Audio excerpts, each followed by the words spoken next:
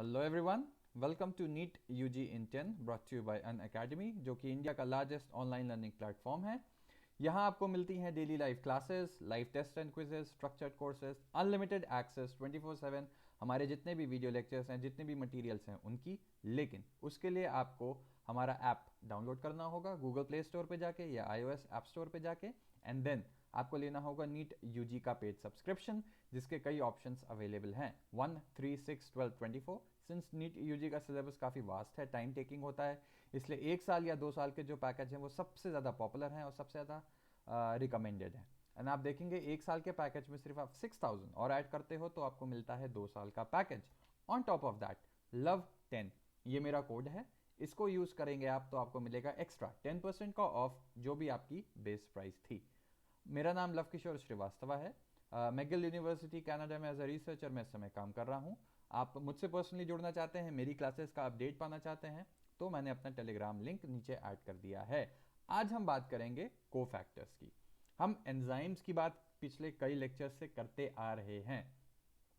तो अब बात आता है कि एंजाइम मैंने आपको बताया कि किस चीज़ का बना हुआ होता है, प्रोटीन का बना हुआ होता है। ठीक, इस चीज़ में कोई शक ही नहीं है। लेकिन हाँ, except for some enzymes, ribozyme बताया था ना मैंने, तो वो सब एक्सेप्शन है, वो याद रखिएगा। पर मेजॉरिटी मेनली जो एंजाइम्स होते हैं वो प्रोटीन्स के ही बने हुए होते हैं। लेकिन उसमें कभी ना कभी कुछ ना कुछ एक नॉन प्रोटीन पार्ट भी प्रेजेंट होता है, ठीक, जो हेल्प करता है उसकी एक्टिविटी में, उसकी फोल्डिंग में। ठीक है, और तो ये सब आप ध्यान रखिएगा कि कोफैक्टर्स जो हैं ये वही नॉन प्रोटीन पार्ट हैं जो एंजाइम से जुड़े हुए होते हैं, उनकी एक्टिविटी को एनहांस करने में हेल्प करते हैं कि वो अपना काम जो उनको करना है वो कर सकें। अच्छा, अब कोफैक्टर्स की बात करते हैं हम, तो देखते हैं धीमे धीमे। पहला पार्ट तो आपको पता ही है कि एंजाइम्स जो है वो पॉलीपेप्टाइड। पॉलीपेप्टाइड क्या हो गया? अमीनो एसिड्स जुड़ जुड़ के पॉलीपेप्टाइड ही चेन तो बनाते हैं, है ना। एंड अमीनो एंजाइम्स क्या होते हैं? पॉलीपेप्टाइड चेन का मतलब हुआ प्रोटीन। ठीक है, और मैंने आपको पहले ही बता रखा है कि एंजाइम्स मोस्टली प्रोटीन्स होते हैं। अच्छा, अब बात आती है कि कुछ नॉन प्रोटीन पार्ट, जैसा मैंने आपको बताया, इसको बोलते हैं कोफैक्टर्स।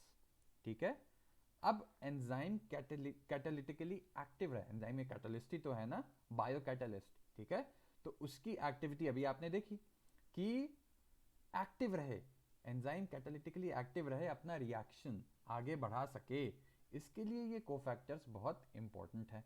अच्छा, अब बात आती है, तो फिर दो पार्ट हो गया। एक पार्ट तो हो गया जो नॉन प्रोटीन वाला था, तो डिफरेंशिएट करने के लिए जो प्रोटीन वाला पार्ट होता है उसको हम बोलते हैं एपो एंजाइम।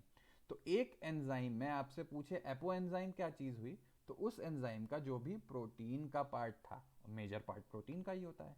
ठीक है, तो याद रखिएगा एपो एंजाइम क्या होता है और कोफैक्टर क्या होता है। अब हम वापस आते हैं कोफैक्टर पे। तो कोफैक्टर्स कई तरीके के, कई टाइप्स के हो सकते हैं। पहला होता है जिसको हम बोलते हैं प्रोस्थेटिक ग्रुप। ठीक है, दूसरा होता है which is known as coenzyme, and तीसरा होता है मेटल आयंस। जो पहले दो हैं ये, दीज आर ऑर्गेनिक कंपाउंड्स। ठीक है, और मेटल आयंस नाम से ही समझ में आ रहा है कि वो मेटल होगा, इनऑर्गेनिक। ठीक, अच्छा, तो अब हम प्रोस्थेटिक ग्रुप और कोएंजाइम को कह रहे हैं कि दोनों सेम चीज है, मतलब ऑर्गेनिक है। तो फर्क क्या हुआ? ठीक, फर्क बहुत छोटा सा फर्क है। क्या फर्क है? दीज आर, प्रोस्थेटिक ग्रुप की बात कर रहे हैं हम, these are organic compounds and are distinguished from other cofactors in that they are tightly bound. Apoenzyme हमारा प्रोटीन पार्ट है, प्रोटीन पार्ट से ये बहुत टाइटली बाउंड होता है। ठीक, और अब आप समझ गए, इसी का दूसरा भाई था कोएंजाइम। कोएंजाइम क्या होगा? इससे लूजली बाइंड होता है। अभी हम चलिए उसकी बात करेंगे, लेकिन अभी दिमाग में बैठा लीजिए। अच्छा, एक एग्जाम्पल देख लेते हैं कि परऑक्सीडेज कैटलिस्ट एंजाइम्स हैं ये सब। क्या करते हैं ये? Break down of hydrogen peroxide to water and oxygen. Hydrogen peroxide is H2O2, है ना। तो H2O2 पानी और ऑक्सीजन में टूटेगा, ये जो एंजाइम है इनके कारण। ठीक, हीम, हीम जो होता है, हीम क्या होता है? आयरन ग्रुप, पता है ना आपको। तो वो भी it is a prosthetic group, and क्या करता है? जो एक्टिव साइट में है उसको असिस्ट करेगा, ये तो आपको पता ही है। तो अब आपने देख लिया कि जो प्रोस्थेटिक ग्रुप है वो क्या चीज़ हो गई? बेसिकली ऑर्गेनिक कंपाउंड्स हैं जो क्या करेंगे, बेसिकली जाके जुड़ेंगे ये आपके एपो एंजाइम से और उनकी एक्टिविटी में असिस्ट करेंगे। सॉरी, ये ई नहीं हो गया। अच्छा, अब बात आती है को एंजाइम्स की। को एंजाइम्स हमने बोला, तो फर्क क्या होगा को एंजाइम्स? अब तो आप गेस कर ही सकते हैं। हाँ, एक बात ध्यान रखना यार, पिछले वाले में यहाँ पे ये हीम नहीं होगा, आप ई कर दिए तो ये तो आयरन हो गया है ना, ठीक, ध्यान रखना। अब कोएंजाइम्स जो है इसमें एपोएंजाइम तो होगा ही होगा, ठीक है। अब बात आती है कि ट्रांजिएंटली, ट्रांजिएंटली मतलब शॉर्ट लिव्ड होता है, शॉर्ट लिव्ड मतलब टेम्परेरी टाइप की चीज, ठीक है। तो अब आपने देखा कि प्रोस्थेटिक ग्रुप जो था वो एकदम टाइटली परमानेंट टाइप की बाइंडिंग थी, और ट्रांजिएंट मतलब टेम्परेरी हो गया, शॉर्ट लिव्ड हो गया, ठीक है।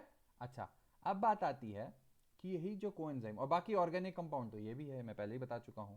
और जो कोएंजाइम्स हैं क्या होते हैं, डिफरेंट, बहुत ढेर सारे एंजाइम कैटलाइज्ड रिएक्शंस में भी इनका पार्टिसिपेशन है, होगा ही होगा, सीधी सी बात है।